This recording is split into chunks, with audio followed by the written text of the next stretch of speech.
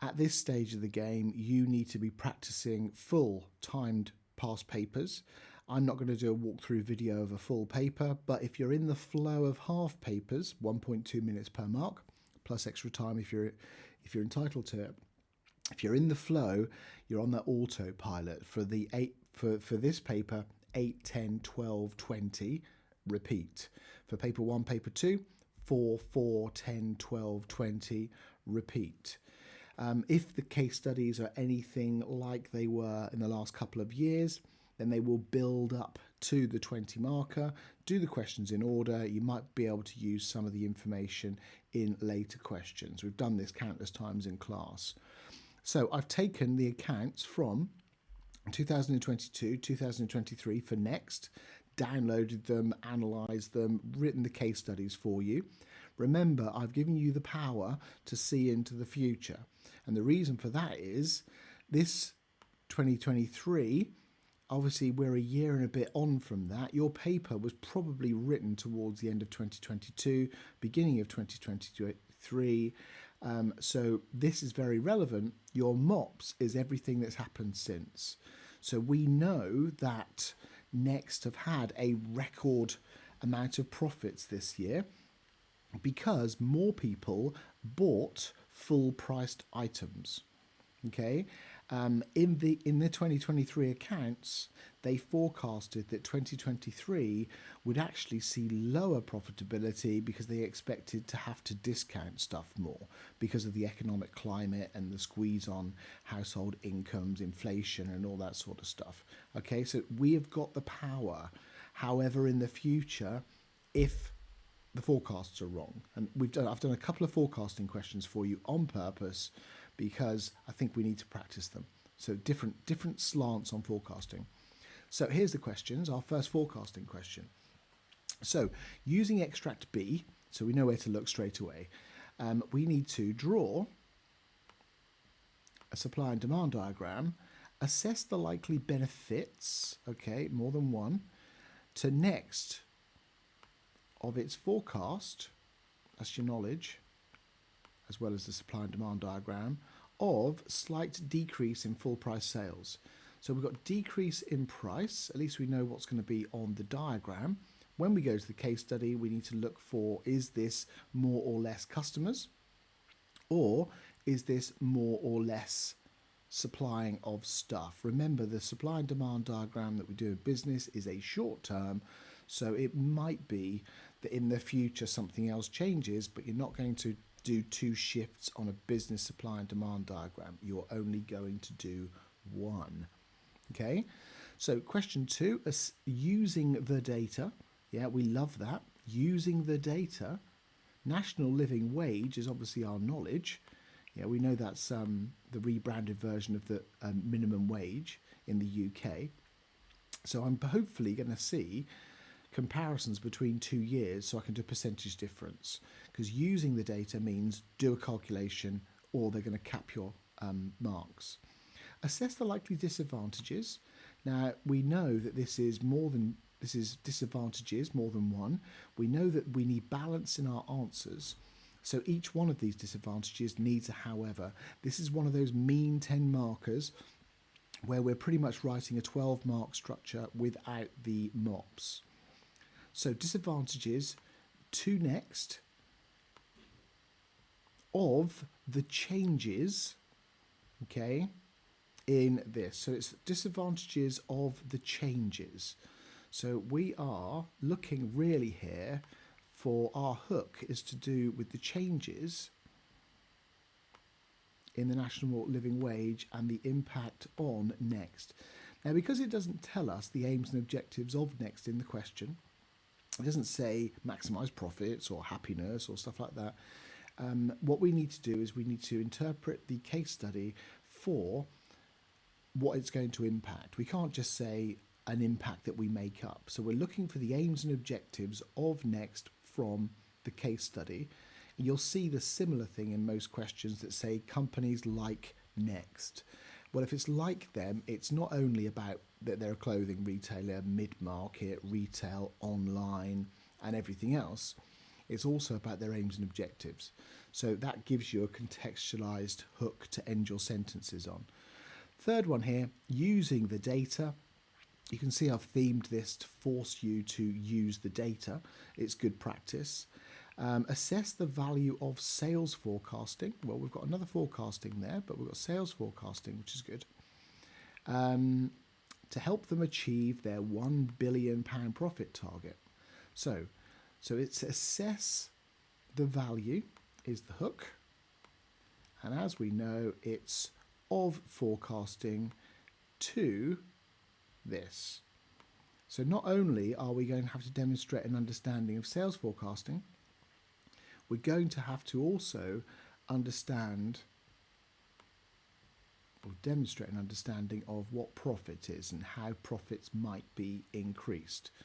Either selling more stuff, same profit margin, overall increasing profits, charging a higher price whilst maintaining sales volume, more profits, or lowering costs. Okay, so whilst maintaining all the other stuff. So we need to have that in our mind for when we go and look for evidence in the case study. Excuse me.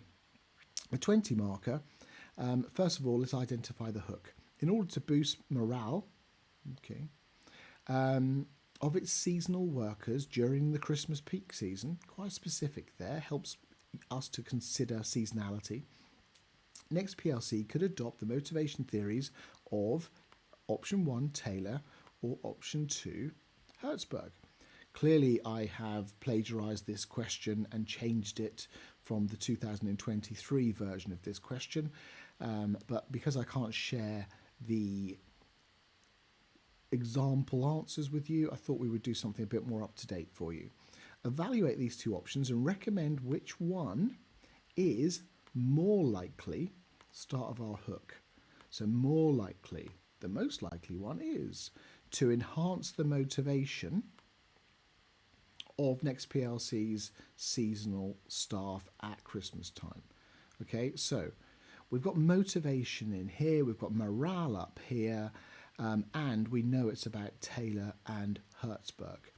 I am not going to bring in Maslow, Mayo, McGregor. No matter how much I've revised it, I'm not going to mention it. I'm going to do pros and cons of Taylor, pros and cons of Herzberg. I'm then going to answer the question and choose one of them. I'm then going to justify by saying why the option I've not chosen isn't as suitable as the option I have chosen to get that comparative analysis mark or marks. And then I'm going to consider something in the future, either saying why the one I've chosen is actually really good for the future aims of Next, or how I might choose the other one in the future. You don't have to choose the other one for the future if you don't want to. You could just comment on how your one might help them in something that changes with one of those MOPS factors. Okay, so that's the long intro. This is a long video. You can play it on 2 times speed or skip to the question that you think you're going to struggle with, or just use it to help you self-mark your own work. By now, I'm hoping we can go to the case study and then you can pause the screen. As we can see, we've got 3 data extracts here. We've got a lovely table of numbers here, which is good. So we have got obviously 3 years worth of data. This says projected. This is pretty much happening, by the way, but that's where I got the data from. So, and we've got text above this and below it. So my advice is, depending on the question that you're going to be answering, make sure you read all the stuff. Okay, we've got 3 years worth of data there. I don't think you need to do an average across all 3, but you could turn around and, for instance, the under 18s, you could do a percentage change between that and say how much this is impacted Next over that period of time. This is the most notable one, as it says here, notably, that they have lowered the age group. So where before it was 23s and overs, now it's 21s and overs.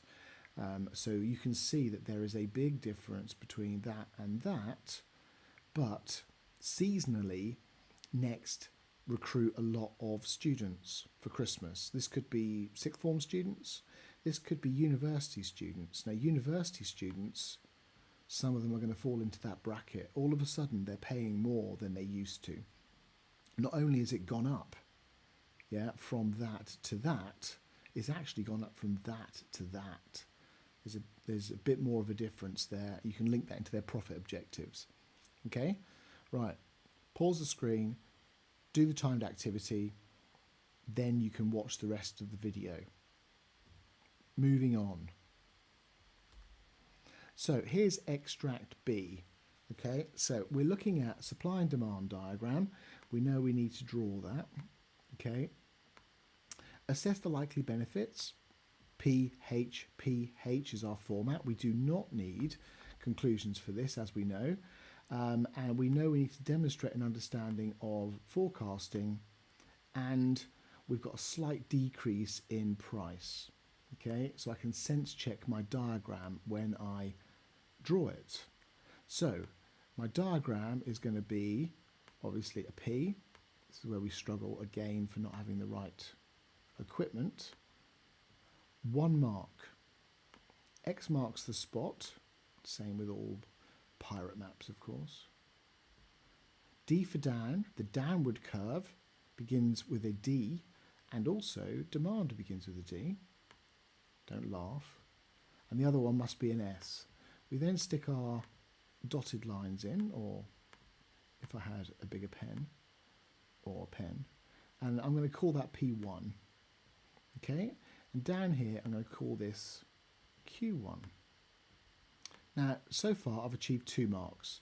Every single supply and demand diagram question, half the marks, if it was a 4 marker in paper 1, are going to be for drawing that. We then go to the case study and we're looking for indication of more or less demand for products, or more or less supplies or suppliers. Now, looking through the data extract, we can see their ambitious profit targets there, which is fine, nothing much to do with this. Staffing, both blah, blah, blah. Next, achieve total sales before tax. This saw an increase. Next, forecast, slight increase with a projected profit before tax. So they're expecting their profits to go down. They're expecting full price to go down. And this is probably an interpretation of what's going on in the economy.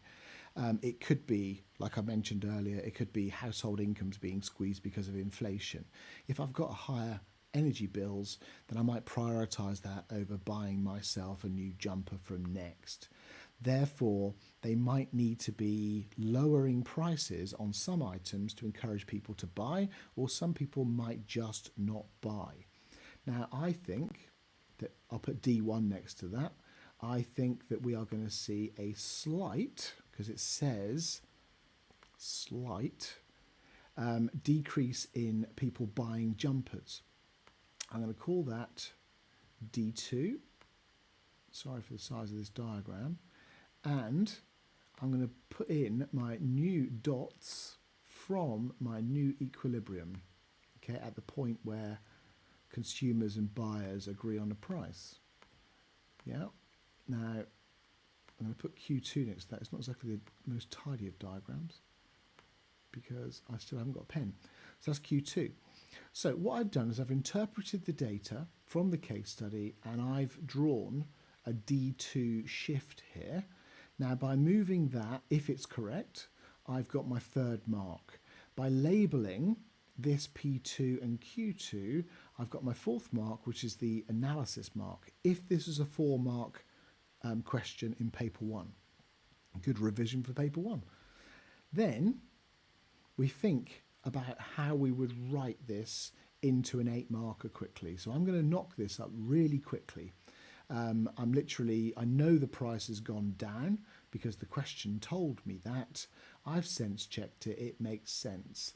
If I was to decrease supply, by the way, which is why I know it's wrong, if I moved because less is left, remember. Excuse me. If I decided to shift this to the left, my price would go up. Okay? It just wouldn't make sense in context with the question and the case study. So the slight decrease in full price sales forecast indicates that Next is considering adjusting its pricing strategy in response to predicted market trends. Okay, so we've got sales, predicted market trends, demonstrated an understanding of forecasting. Okay, one benefit. Now, if we look up here, the question is likely benefits. So let's start off by being in rapport with the examiner, hey, and also making sure we're answering the question. One benefit to Next is reinforcing the brand's premium status. This forecasted shift in demand suggests that Next may sell fewer items at full price. We see this in the diagram with the shift from D1 to D2, really, indicating a decrease in quantity sold from Q1 to Q2 at a lower price level than P1, and the forecasted profit before tax of 795 million. Okay, so basically all I've done there is I've described how I've drawn the diagram, and I just thought to myself, is that in context? Well, it is actually, because I've interpreted the sales data. I've already sort of got application marks and stuff up there. I wanted to put it into a chain of argument, and I dropped the impact on profitability at the end. Okay, I know that's going down, and less profit is not really a benefit, to be honest with you. However, it's forecasting towards that. Maybe that's the best profit they can get in the economic climate, by the way. Then we need to have a counter.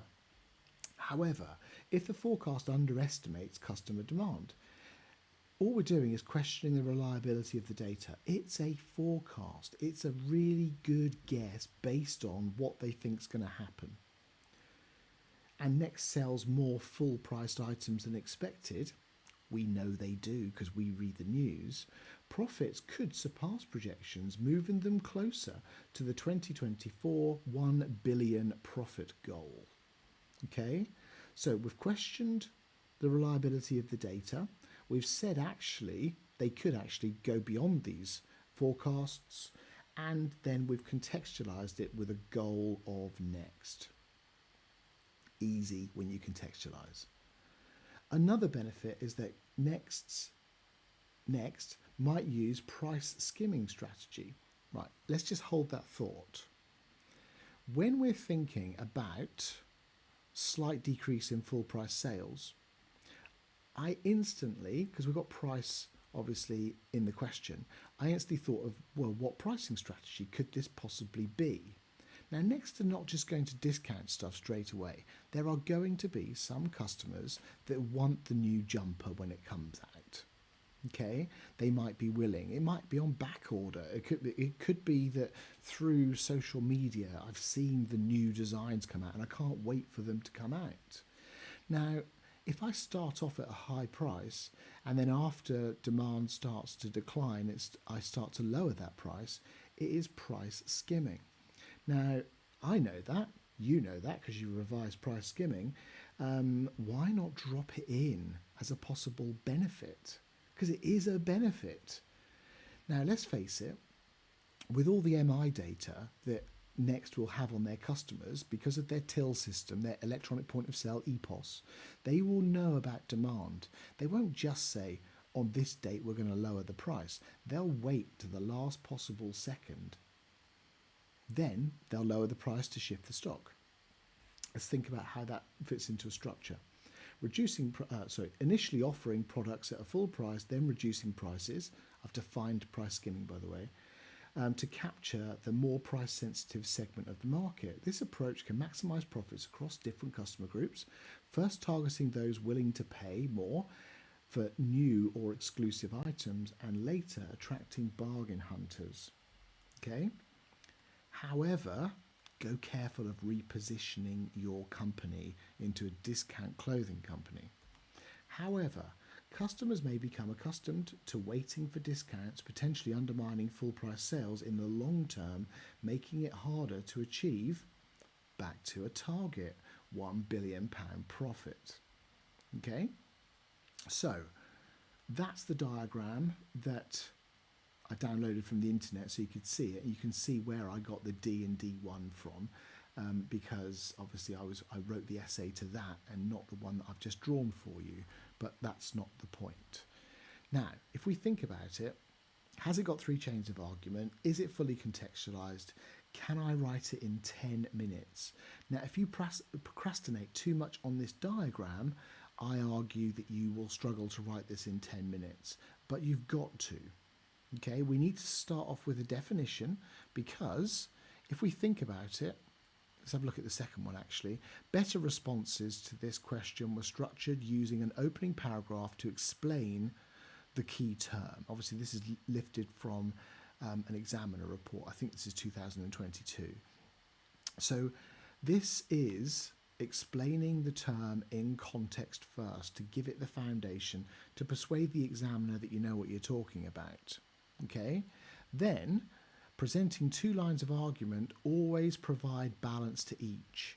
Now, this is because in this exam report, I think this might have been 2023, people were just answering the question. One benefit was, another benefit is, overall, my answer is not balanced and I get 4 marks. We don't want that. And that's why I encourage you to write your however on a separate line and make sure it's contextualized. Because if you do not contextualize your however points, they do not count. And if they do not count, you do not have a balanced answer. Okay? So these however points are definitely in context. And just to make sure they were, I linked it into profitability. Both of them are exactly the same context. Slightly different arguments. Okay, now if we think down here, just as a reminder, you do not need a conclusion. Okay, let's repeat that again for you. You do not need a conclusion. You do not have enough time. If you are doing that and then a conclusion, you're pretty much writing a 12 marker. You've only got 10 minutes to plan. Here's your plan. And to identify the evidence in the case study and write something that's reasonable. 8 markers are a time trap. They are meant to be easy, so everyone can answer something. If you spend 15 minutes on it trying to impress the examiner, they'll be very impressed when they come to mark your 12 marker and it's a blank page, because it won't take them long to earn the same money as it does to mark a full page. Okay? Go away, mark your 8 marker, then come back. EBIs, what went wells? Then come back and we'll walk through the 10 marker. Pause the video. Did you pause? I don't think so. So here we are using, so we're going to do a calculation somewhere. Extract C, assess the likely disadvantages, mean 10 marker, P however, answer the question, justify your answer by considering possibly the alternatives, but not for this one, and I'll explain why. 2 next. So we need to link this into their goals, yeah, of the changes in national living wage. So here we are. The hook is changes, and we're going to link that all the way up to impact on their goals. Now we know, because we've already written a question that's talked about the £1 billion profit. This is why we do the questions in the order of the paper. I've already got their aim and objective in my head. I don't need to do it again. I need to define national living wage, and we know we need a slightly longer 10 marker. I've got numbers galore. Okay, so we're talking about the changes. Most notably, the 21-year-old is going to go into my answer, easy peasy, and we've got cost of living down here as well, which is quite nice. So maybe I can link that into something to do with this. Maybe I'll save that for another one actually. Anyway, let's move on to the 10 marker for you then. Okay, so think about what you've already written And here's an example. There's no mark schemes with this, obviously. I'm not going to write a mark scheme as well, unfortunately. But chains of argument, contextualized, balanced, does it answer the question? Is your justification adding something different? And we'll talk about that a bit more in depth when we get to it. So let's abbreviate long terms, but you write them full first and then NLW. I'm going to say this a number of times, so I may as well abbreviate it now. Very important. A legal minimum hourly rate set for workers in the UK. Interesting. Dobby has a doorbell. One disadvantage is that the changes to the national living wage will likely increase labour costs for Next. Now that's my point, but in some ways it's a bit of a chain of argument as well. I've put the others in bold for you, particularly as the wage for those aged 21 is set to rise to £11.44. Okay, so we've used the data, but we've not calculated yet. This is because Next employs a significant number of workers in this age bracket context, including seasonal workers who might be university students, more application, leading to an increase in wage expenses. Therefore, Next could see a reduction in profit margins. Okay, so we're linking back to that profit opportunity. However, not all Next staff will be on the minimum wage. Okay, this is minimum. It's not all their staff, is it? Let's give them an example. Store manager wages might not increase as much as they are not impacted by the changes in the national minimum wage. Okay, national living wage, sorry. Another disadvantage. So up here we've got disadvantage, and let's start it off with signposting.